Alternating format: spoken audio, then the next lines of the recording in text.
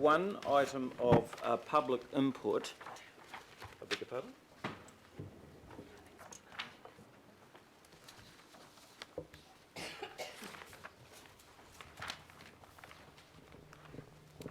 Right, two items of public interest. The first, we're going to hear from Steve Abel from Greenpeace on a matter in this agenda, the Block Offer 216 submission. Steve, welcome. Thank you. Good to see you, and to all of your team in support. Welcome.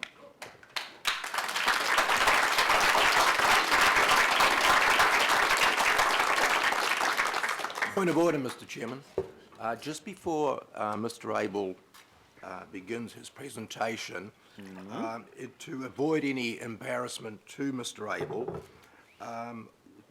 could you please just remind him of Council standing orders about the allotment of time? Councillor Quack, I do respect your knowledge of the standing orders, but please don't forget that I haven't forgotten the knowledge also. Steve will be well advised that he has 5 minutes to speak to us. Thank you. And so, Steve, I'll start sort of giving you a few eyebrows and heads up. Okay. Once you go past the 5. Thank you. I All right. appreciate that. Yes. So away you go. Thank you, Mr. Mayor. Thank you, councillors, for hearing from us today. As you said, I'm Steve Abel from Greenpeace New Zealand. I'm speaking on the 2016 block offer. I originally was going to give a presentation, but I'm going to spare Elaine Stevenson and all of you that and simply speak. My aim is to give some reasons why I hope this council will vote against the block offer as currently proposed. The first thing, there is a misperception that oil exploration does not involve drilling. In fact, deep sea oil exploration permits in this country are issued for 12 to 15 years, and they not only involve deep sea drilling, but they involve the riskiest kind of drilling, exploratory deep sea drilling. Deep sea exploratory drilling was the cause of the worst offshore oceanic oil disaster in history, the Gulf of Mexico disaster. I can spare you images of that. And further, there is no chance for public input because exploratory drilling is non-notified. So this local body consultation is the only point at which the public can have any say on the riskiest drilling that there is in the industry.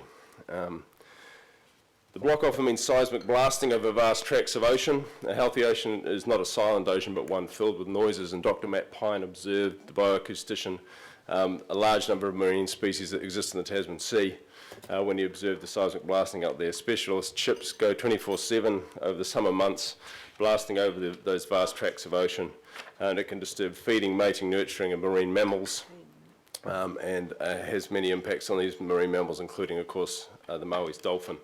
It's another reason for we should say no to this block offer. Thirdly, the scientific reality of climate change. It is happening now. 2015 is set to be the hottest year on record, taking the title from 2014. We've just had a record-breaking storm in Mexico. We saw Cyclone Haiyan in the Philippines, which killed over 6,000 people. And NASA climate scientist James Hansen suggests that a 10-foot sea level rise within 50 years is feasible. I did speculate, stuck in traffic for an hour driving from New Lynn, that indeed the Waterview Tunnel may be underwater within the century. Thus aptly named. You'd need a submarine to go through. But seriously, the impact on our Pacific cousins, brothers and sisters from climate change is very real. It is happening now. Sea level rise and the extreme weather events that we're frequently seeing. And I want to thank the Pacifica hip hop pilots for their powerful performances this morning. James Hansen again says the continuation of high fossil fuel emissions, given current knowledge of the consequences, would be an extraordinary act of intergenerational injustice. We're somewhat surprised that the current submission doesn't mention climate change. I invite you to make it one of your considerations, though, in your vote today. We can only afford to burn 1/5 of the known reserves of fossil fuels, let alone dig up any more. Any oil that may exist off our coast is exactly the stuff that needs to stay on the ground. Spencer Dale, who's the chief economist of BP, said just this month, what has changed in recent years is the growing recognition that concerns about carbon emissions and climate change mean that it is increasingly unlikely that the world's reserves of oil will ever be exhausted. The Stone Age didn't end because we ran out of stones. Our problem is not a lack of oil, our problem is a lack of political courage to say no to new oil. And let's be clear, there is no deep sea oil in the current production economy in New Zealand because not a single viable drop has yet been found. So we're not saying no to an existing industry, we're saying no to an industry that doesn't exist and we believe should not exist, particularly in the beautiful waters off Tamaki Makaurau. An industry that urgently needs to be in its sunset phase. There's a vast and burgeoning global clean energy industry, and New Zealand deserves to be part of that, not part of pursuing the last drops of oil. Like the tobacco industry, despite the undeniable science that it is bad for us, the oil industry will keep drilling and selling the stuff so long as society doesn't say no. We hear people say that we need oil. We need oil like a heroin addict needs heroin, which is to say that we don't need oil, we are dependent on oil. And like an addict knows deep down, what we really need is to break that dependency on that substance, not keep getting more of it. Again, our problem is not a lack of oil, a lack of political courage to say no to oil is our problem.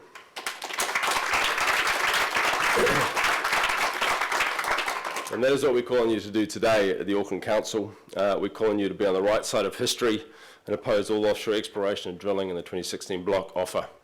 The question we have, and I'm rounding up now, Mr. Mayor, is what can we do today so that tomorrow we can do what we could not do today?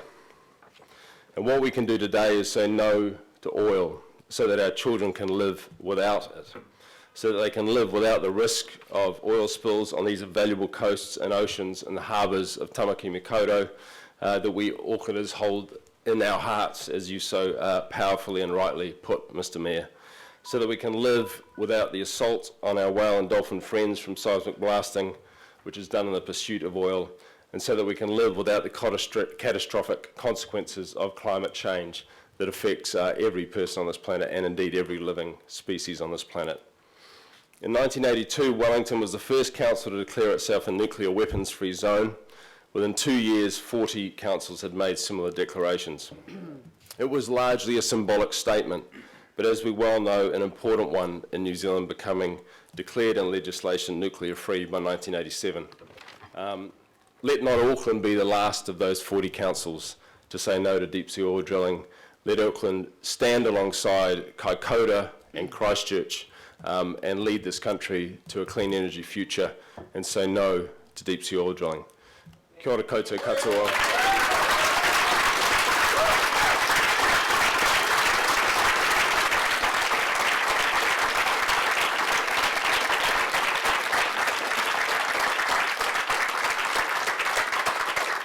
Kia ora koutou katoa, thank you. I'm happy to take questions if that's useful, Mr. Mayor. Just before you do, Steve, look, I've welcomed everyone here today for the public, and what I'd like you to do, because it will be a good discussion and debate, and you're here for it, hopefully, is respect the standing orders, which we need to debate without involvement from the community in terms of chairing and the rest of it.